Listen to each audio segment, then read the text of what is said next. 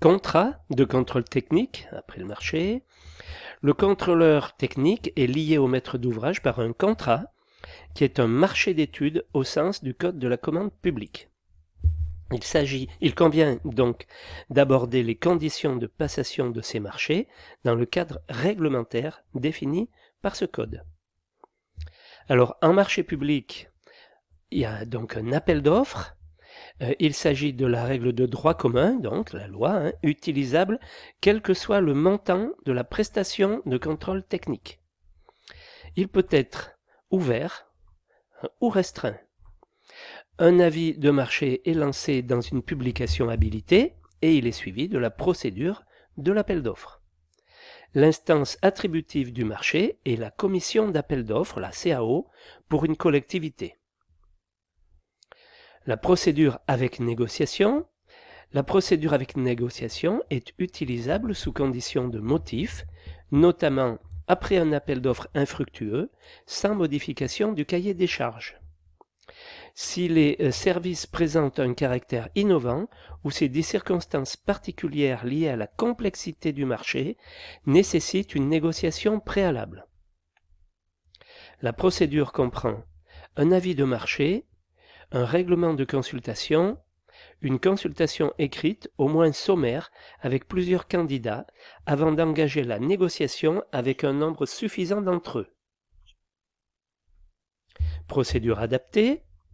Elle permet à l'acheteur public de consulter des prestataires sans formalisme rigide, mais tout en respectant les principes de la commande publique.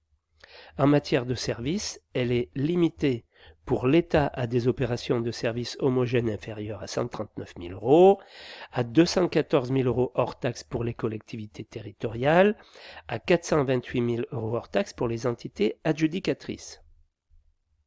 Forme du marché. Les missions liées à une opération ponctuelle de construction sont confiées par un marché ordinaire.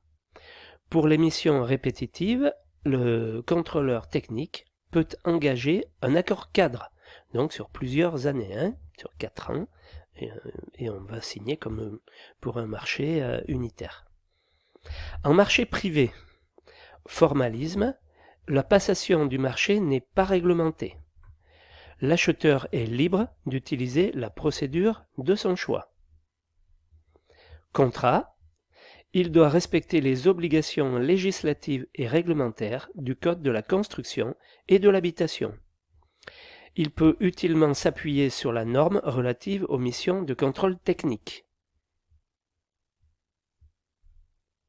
Contractant assurant la mission, le titulaire d'un marché de contrôle technique ne peut être qu'une personne ou un organisme agréé. La mission peut aussi être confiée à un groupement solidaire de contrôleurs agréés dans le respect des dispositions du CCAG Prestations intellectuelles pour un marché public.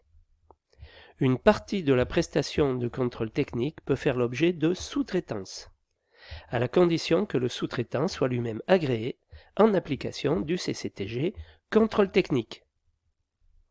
Documents nécessaires à la passation du marché. Règlement de consultation. Ce document de consultation d'un marché public fixe les règles du jeu, applicables aux candidats avant l'attribution du marché, et ne constitue donc pas un document contractuel. Pièces constitutives du marché, acte d'engagement, donc ça c'est voilà. Donc il y a l'acte d'engagement, le programme de l'opération et notamment les informations relatives à l'ouvrage prévu à l'annexe C du CCTG contrôle technique. En phase APS, si ce dossier est déjà élaboré lors de la passation du marché de contrôle technique. Le CCAG prestations intellectuelles applicables au marché public.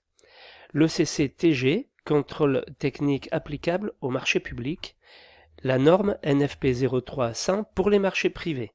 Voilà, donc ça, il y a toutes ces pièces qui constituent le marché pour la passation, le contrat de contrôle technique, donc l'acte d'engagement, le programme, l'APS, le CCAG, le CCTG en marché public, et on respecte la norme 0300 en marché privé.